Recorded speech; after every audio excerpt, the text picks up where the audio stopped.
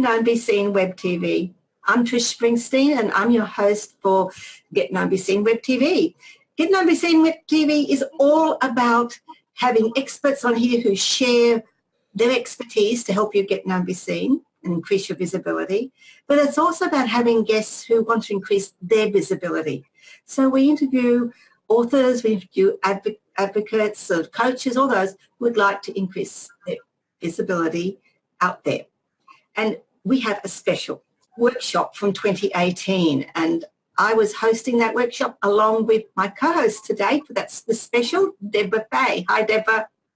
Hello. Hi.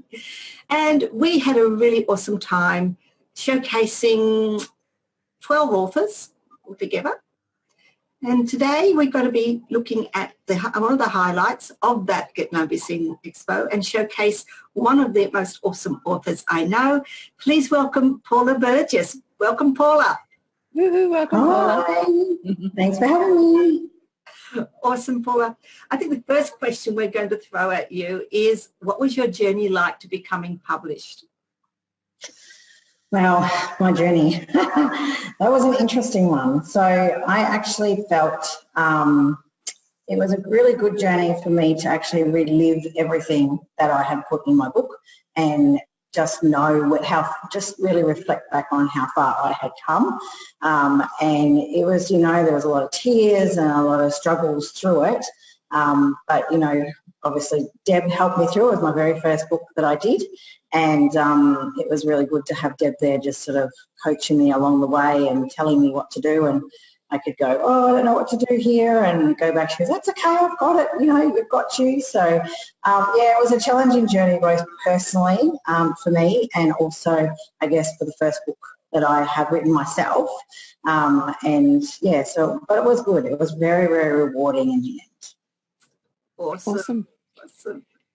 So, Paula, what actually drove you to write? I guess when being in the ADHD space and having an ADHD child, I just saw that there was so little information out there and little support, more so for parents that were in a position that I was in and still am in. And I just felt getting a book out there that was easy to read and it was a fast read basically would help. People could pick it up, they could read it in their own time and just get some little tips and also understand that somebody else is going through this. They're not alone. There's somebody that's got their back and they know exactly what they're going through. So I just wanted to get something out there so other parents would go, hey, there's someone else that gets me. It really is. So that's, I think, was the biggest thing. And I guess just knowing that there's something else you can do for your kids aside from just medication. So obviously medication's there and it needs to be there in a lot of circumstances, but it's unfortunately sometimes the only thing that parents are told to do. So this is a book that will give you strategies aside from just medication and even with medication. It's such a hands-on book. I just want to drop in here. I hope you don't mind, Trish. It really is. It sort of, so all the theories there, but what you've done by sharing it the way you have, you've made it a very hands-on, that's what it looks like when you apply that. Oh, that's what that looks like when you apply that. And my God, what a difference that is for someone in terms of their perception of how things might apply in their own lives. Congratulations. A great book. Brilliant book. Brilliant. Mm-hmm. I would expect that we have all overcome lots of challenges in our lives and in whatever we're doing, whether we're speaking, workshopping, starting businesses. So what were some of the challenges that you had to overcome to get that book off the ground? My own personal challenges, just going through the whole who am I? Who am I to write a book like this and say that this is what people should be doing? But I work through that myself and go, well, I'm really not telling people this is what they have to do. It's just something that they can look at and go, well, great, this person is where I am or where I have been, and they're just offering me support. And then just so getting out aside from myself and believing that this is a good thing for people, not just me having to get it out there and just believing in it and understanding this is out there to help people, not to tell people what to do. It's just to offer them support. And we're so thankful that you did get through that challenge and have produced this book. And I know that you've got another couple on the way, so we'll talk about that shortly. Yeah. What I heard in that exchange, Paula, was that, it's the counsellor coming out of me, but what I heard in there was it pretty much you changed your perspective as you were approaching. So the things that were concerning you, you shifted your focus. And we've had this in previous interviews with some of the other authors as well, changing that focus from you to who you're going to be helping and how you can help them. Yes, definitely. It just takes all that angst out, doesn't it? Mm-hmm. Yeah, for sure. So how have you leveraged the book? Well, probably a few different ways. So the main thing that I do and works really well is I know I've identified a market where ADHD, well, there's not a lot of support out there for ADHD, as I said before, but there's a market where there's just nothing. There's absolutely nothing. It seems to be forgotten about. So I actually send my book to those people for free and actually just get it out there and then follow up with a phone call. And from that book, I get speaking gigs for that, which were free, but they've now turned into paid gigs. So I get out there, educate their staff and their team all about ADHD and some strategies that they can bring into the workplace to help. So basically that's been a huge leverage for me, and it's got me a couple of TV interviews as well because it's been picked up by certain media people, and they've gone and looked at my blogs on my website and had a look at my journey, and they're really interested in the whole journey that we've had, where it's a lot of different things that we've done rather than just one strategy. So it was that national coverage and national newspaper chain as well, wasn't there? Yes. Yeah. So it's amazing how far a book can take you. Definitely, yeah. I think that's the hidden secret quite often to a book. People think, okay, I'm going to write a book if they even get around to doing it. Sometimes they get in their own way and they don't. But once they do, they think it's just, that's the book and it's going to do something for me. And they don't do anything with it. And it's not until you leverage it and then speak about it and get out about it, you realise what you've done for just how much it can take you further. Pretty awesome. So that sort of leads to a question. We probably touched a little bit on it, but let's delve a little bit more. How has being published actually worked for you?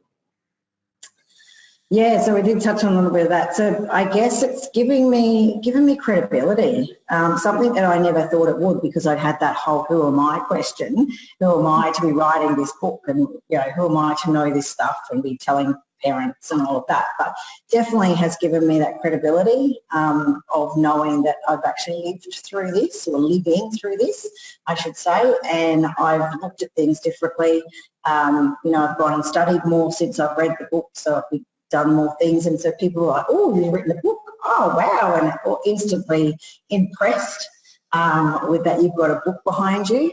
So it definitely has, credibility is a massive thing, and it's getting me into all different avenues now, like a lot more speaking and stuff like that. So yeah, it's good. Being a speaker is something that's it's a big goal for you, isn't it? Definitely, yeah, it's my ultimate goal. So what do you say to those people that focus on book sales? If that's what they're after, that's fine. Whereas my book is to get me out there and be known, so I can eventually be that speaker to reach a lot more people, because not everybody's not going to sit down with a book, but people more might come and sit and listen to you speak. And that's another way I can get groups of people in the ADHD space and just be that speaker. So if your goal is ultimate book sales and that's where you want to go, fine. If your goal is speaking, then it's just another way of going in that. It's a whole new level, isn't there, of what you can do? You can use a book for all different things. So it's not just, so that's only one market. You can use it in all different markets. The web books may not be their thing. So, yeah. Awesome.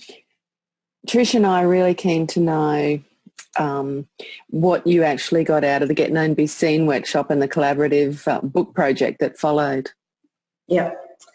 I guess for me it was just listening to other people's stories and understanding their journeys as well to writing their book, making more connections. I think there's so much more valuable connection there with a lot more people that I know what they're doing out there, and you're able to collaborate with them on different avenues, and they might be in a similar space to you but doing something entirely different. So they're like, oh yeah, I know Paula, she works in the ADHD space and that's not my field. So then they refer, so you've got referrals, collaboration, and just meeting people and just getting all that information out and understanding how they're taking their book, how they're leveraging their book as well.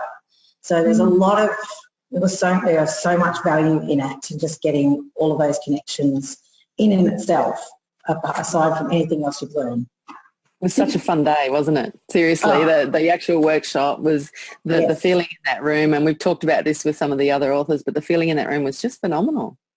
Oh, it was, and it's like you're in that space, and we were such a good group of authors that everyone just connected, and it just was like, and the day just went so fast, and because you were just talking to people, and everyone was just accepting, and we were able to talk to each other. What do you do? What do you do? And talk about your book, and yeah, it was really, really good. Yeah. Yeah, we're really grateful that you participated and, showed up so wholeheartedly as the others did. Yeah. Yes, definitely. Thank you. It was wonderful. It was wonderful to have the commitment that our authors put in to and some of them bearing their souls about the journey and their writing journey and how hard it has been, as you've given us some tips today, and a little bit of insight into the challenges that you've had to overcome and what really got you going. So I'm going to ask you, would you like to share two tips for our viewers who may want to write a book or become an author? What two tips could you share with them? Well, the most valuable tip, I think, my first one that I always tell everybody, and that's actually originally come from you, Trish, because I remember I was thinking about this today on my way back for an appointment before we came into this one, and I thought Trish was really the reason why I actually started the book. And I remember at an expo we had our tables together, and you turned around and said to me, you know, a book's not that hard. And I'm like, yeah, right. Like, I was not particularly great with English. I'm a maths girl. I'm not an English girl at all. So like, I cannot write if you paid me $1 million. And you said to me, but if you just sit down and write 1,000 words a night, you've got your book in 30 days. And I was like, what? Oh, okay. So I could do that, 1,000 words a night. And I did it. You know, I didn't do it in 30 days because I stopped for a while. I think I just needed to regroup myself. But then I came back and I thought, 1,000 words a night, you can do that. Once you get in the swing of it, you can do that really easy. And so that would be one of my biggest tips. And my second one would be just write. You know, just let yourself write. Don't worry about, you know, take it from me. I am probably one of the worst people with grammar. I type as I speak, and I don't speak particularly articulate. I'm learning. So I talk, so I speak, so I write as I speak, which is not great on paper. So just write and write and write, and that's what you have editors for. That's what I say, just write. You have editors to make it look great, and the editor I had made it look great. And that's all I can say, just write and get it all out on paper, deal with prettying it up later. So they'd be my biggest two tips. Absolutely. Fantastic. We'll endorse that completely, because most people don't realise that I didn't think I could write either, and it wasn't until about 3 years ago that I actually got the confidence to get out of my own way. And yes. Was that when you sent that chapter to me and I said, you are a bloody good writer, Trish? Was that the first time you'd heard that? That's the first time anybody actually ever told me that I was a good writer. I had been doing some writing before that, and I'd sent some chapters off, but no one had actually come back with that. So I had been just working my way through getting over my own self. But that sort of thought to me, well, okay, if someone thinks it's pretty good, then who am I not to agree with it, which is what I think. And I love it. That's why I love working with authors, because I know how easy it is for them to stop themselves from going anywhere. Yeah, over silly stories like I can't write. If you can speak, you can write. Definitely. That's all I do. I just channel my speaking onto my writing. Yeah. Yeah, and as Paula said, you know, if you are a storyteller and the grammar's not there when you're writing, that's what your editor's for. I have no idea what a comma and a semicolon is because I don't put them in. It just goes. That's actually, this is for another interview sometime, Trish, but we'll talk about that and how that indicates what type of personality you have. It's very interesting. All about boundaries. I don't have too many boundaries. I put a few, but not many. Okay. Did you want to show us your book or show the viewers your book and let everyone know where they can get a copy of it, where they can find you and engage you for speaking, for educational purposes, for coaching? Yeah, sure. Yeah, cool. So this is my book here. It's called Beyond the ADHD Label, One Mother's Struggle for Change. Actually, the cover's changed now. I just picked up an old book that was a bit silly for me. I want to show this to you, but it comes up on the virtual. Actually, if I get rid of the background, I'll be able to show everyone the new cover. I can't believe I picked up the old cover, but that's okay. That's what you'll get at the moment. And okay. Surprise, surprise, everyone. The background there's not, is only a virtual one. So that's the new book cover. How good is that? It's awesome cover. Yes, that gorgeous absolutely. boy up there. Yes. So that's my darling son who has ADHD on the cover. And so you can buy my book from my website, which is beyondthemaze.com.au, so beyond the maze, maze.com.au. And you can find me there. So I'm a qualified ADHD coach. So I work with parents, children and adults with ADHD and have my book that's obviously written around that as well to give you some strategies to help you with parenting a child with ADHD. And obviously I'm available for speaking for educators as well as parents in general. So if we have any parent groups or work with educators or in schools or daycare centres, universities as well, then I can work with all of those. So yeah, that's where you find me. And what's on the horizon? I do know you've got another couple of books coming out, one or two. I do have another couple of books coming out. So I've got some, sorry Deb? Probably a few this year. Yeah. So I've got some books around mindfulness and how you can work with mindfulness around ADHD. I've got one for men coming out and I've got one probably around money as well, and then a few ebooks coming out. Got some memberships being brought out for my coaching, which will make it nice and affordable for everyone. So very busy this year. Lots of events as well, some kids camps and stuff like that. So lots and lots of stuff happening this year. It's brilliant. I Wonderful. love it. Congratulations. What we've found is all these people who have had their mind blocks have been in front of themselves and they've never wanted to do a book, and then they get it, and it's amazing just what it does. It breeds more books. You get books out. It's addictive. Yes, I'm going to do another one, and it's brilliant. I love it. Definitely. Look, thanks very much, Paula, for being with us today.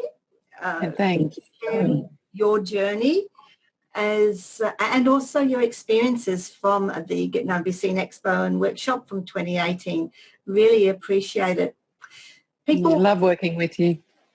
Yeah, it's been great. Absolutely. So there you go. That's goodbye from me, from Trish Springsteen and from me. And from Deborah. Bye. And we'll catch you on the next one where we showcase another author on the highlights of the Get Known Be Seen Expo 2018 on Get Known Be Seen Web TV with your host Trish Springsteen. Until then, be awesome and write. Yes, good idea. Talking about writing. See you, everyone. So write. Bye. Bye.